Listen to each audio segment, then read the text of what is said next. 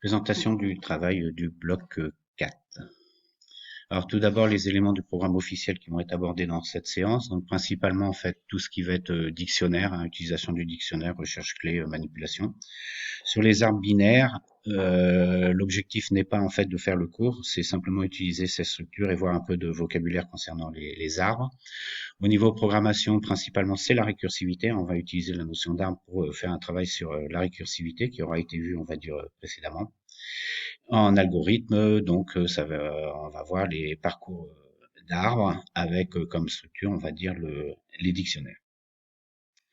L'objectif de la séance, l'idée générale en fait de la séance, ça va être manipuler les dictionnaires et faire un travail sur la récursivité. Le support en fait, ça va être des arbres binaires, notamment les arbres binaires de recherche. Donc ça va être découvrir une nouvelle structure, mais sans faire, on va dire, le cours dessus. Et l'idée finale, en fait, c'est que les élèves arrivent à écrire du code qui permet de, on va dire, trier une liste d'entiers positifs en utilisant la structure d'un arbre binaire de recherche. C'est-à-dire, en fait, une structure annexe et non pas faire un tri comme on a pu voir en première, un tri sur place. Au niveau des prérequis, donc en fait avoir les connaissances sur les dictionnaires et les connaissances sur la récursivité. Donc ça, ce sont des thèmes qui ont été travaillés précédemment avec, on va dire, différents exercices. Au niveau de l'organisation, je pense que c'est quelque chose qui peut se faire en séance en groupe, quelque chose de 2 heures. Alors de façon individuelle ou en groupe, en deux, en trois, avec un suivi en classe, où on arrête. Enfin voilà, il y a plusieurs façons, on va dire, de procéder. Le support, c'est une fiche photocopiée de ce que j'ai calculé. C'est un A3 recto verso, ça fait un petit livret, plus l'ordi pour tout ce qui va être côté programmation. Alors tout début, ça c'est la fiche que pourraient avoir les élèves. Donc une petite introduction aux arbres binaires, donner tout ce qui est le vocabulaire sans rentrer dans les détails, donc ce qui est la racine, fils gauche, et ainsi de suite. Et naturellement, on précise que pour la suite, là, on va avoir des arbres qui sont non vides et qui auront au moins un nœud, c'est-à-dire la racine. Ce travail, il peut être fait aussi en amont par les élèves. C'est peut-être l'occasion aussi de faire une préparation à l'oral. Les élèves, on leur demande un petit peu d'aller chercher qu'est-ce qu'un arbre binaire et de faire une petite présentation succincte devant les élèves. Alors là, on rentre dans le vif du sujet. Donc l'idée, ça va être d'implémenter les arbres binaires avec des dictionnaires. En fait, c'est un dictionnaire de dictionnaires où chacune des clés va être les valeurs des nœuds. Et les valeurs vont être elles-mêmes des dictionnaires qui vont être 2 chaînes de caractères, fils gauche et fils droit, enfin, et qui vont prendre pour valeur, en fait, les valeurs des fils, s'ils existent, et non, sinon. Donc le premier exercice, application, on va jouer entre un petit peu des nouvelles notions et des applications immédiates. Donc naturellement ici on vous donne le dictionnaire et enfin on donne l'arbre et il faut retrouver le dictionnaire qui correspond. Donc pour cette application on obtient ce résultat-là. Application 2, naturellement, ça va être le contraire. On donne le dictionnaire, donc à travers un dictionnaire, être capable de repérer ceux qui vont être des feuilles, relativement simple, mais c'est bien, on a des élèves de différents niveaux, donc c'est bien en fait qu'ils puissent aussi se rassurer sur des questions relativement simples. Donc ici, on a ce résultat-là. Ensuite, on va donc donner une contrainte supplémentaire, c'est-à-dire que là, on va essayer de construire des ABR, donc on va donner la définition d'un arbre binaire de recherche. Donc là, encore une fois, c'est confronter les élèves à une structure qu'ils n'ont pas forcément déjà rencontrée. Ça peut être le cas, par exemple, d'un exercice à l'écrit, où on va les mettre dans une situation qu'ils n'ont pas forcément rencontrée dans l'année, mais avec laquelle ils vont pouvoir travailler. Donc là, c'est un petit peu aussi cette idée de cette séance. Donc naturellement, rechercher les arbres qui sont des ABR ou pas. Ensuite, être capable de placer une valeur ou plusieurs et de faire attention à l'ordre dans des ABR pour qu'il les reste. Et l'application 5, donc là on va commencer à rentrer dans le vif du sujet, c'est on a une liste d'entiers et on va la parcourir élément par élément à partir du premier et de construire l'arbre de recherche, l'arbre binaire de recherche qui est associé. Donc là ici on obtient ce résultat-là.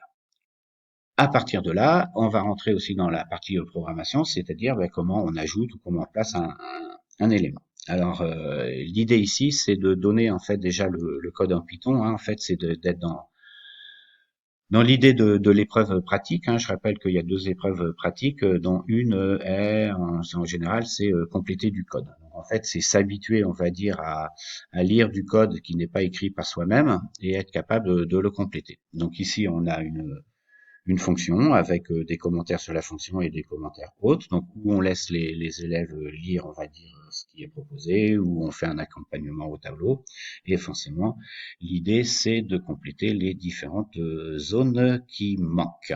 Donc là, par exemple, ici, quand il va falloir placer une valeur, il faut créer le nœud donc du dictionnaire. Hein. Donc a de x égale donc un fils gauche à non et un fils droite à non. Il faut pas oublier aussi de mettre à jour, on va dire, le nœud qui reçoit cette valeur. Et puis, bah, sinon, si on peut pas le placer, ça veut dire qu'il faut aller parcourir le le sous-arbre gauche, et donc c'est là où intervient le côté récursif. Et puis dans la zone 3, en fait, ben, on laisse les élèves se débrouiller tout seuls. Naturellement, on arrive au moment où il faut passer à l'ordi. Donc en fait, il recopie le code de la fonction et il se débrouille pour faire des jeux d'essai, notamment avec la liste de l'application 5 qu'ils ont fait à la main, et puis de regarder un petit peu ce qui se passe avec des listes triées par croissant ou décroissant. Donc là, la difficulté, c'est aussi de laisser un temps pour les élèves et de reprendre, on va dire, la partie écrite. Une fois que ça c'est fait, ben forcément, on va s'intéresser à la lecture de l'arbre. Donc là, si tout à l'heure, on avait, on va dire, du code Python à compléter, là, on va se mettre dans une autre démarche qui va être, en fait, de l'algorithme à comprendre. Donc c'est l'algorithme avec de la récursivité, hein, c'est un parcours d'arbre. Là, encore une fois, sans rentrer dans, on va dire, tout le vocabulaire de parcours en largeur, en profondeur, affixe, suffixe, préfixe. On leur donne un algorithme à eux de se débrouiller. Donc, comme ça peut être un petit peu particulier, la première étape, en fait, on va le faire ensemble. Et en fait, avec un petit décalage, on va dire, suivant la profondeur, on va dire, de la récursivité pour que les élèves ne s'y perdent pas trop. Il faut savoir que ça va être une notion qui va être nouvelle. Il y en a pour qui ça va percuter du premier coup et il y en a pour qui ça va être vraiment difficile. Donc je pense que c'est bien aussi de prendre son temps et de refaire aussi des petits exercices en appliquant vraiment pas à pas, on va dire, ce qui se passe pour la récursivité, ce qui pose pas de problème, pas trop de problèmes, on va dire ici pour cet algorithme de parcours. Naturellement, on va leur demander par la suite. Donc là, on a exploré l'arbre, le sous-arbre gauche, et donc à eux de lire, on va dire, le sous-arbre droit. Une fois que ça s'est fait, en petite application, on va dire un arbre qui n'est pas un ABR, mais un arbre étiqueté avec des lettres. C'est toujours assez rigolo de faire ce type de parcours et de voir quels mots on peut obtenir. Petite référence musicale à l'informatique. Ça serait dommage de passer à côté.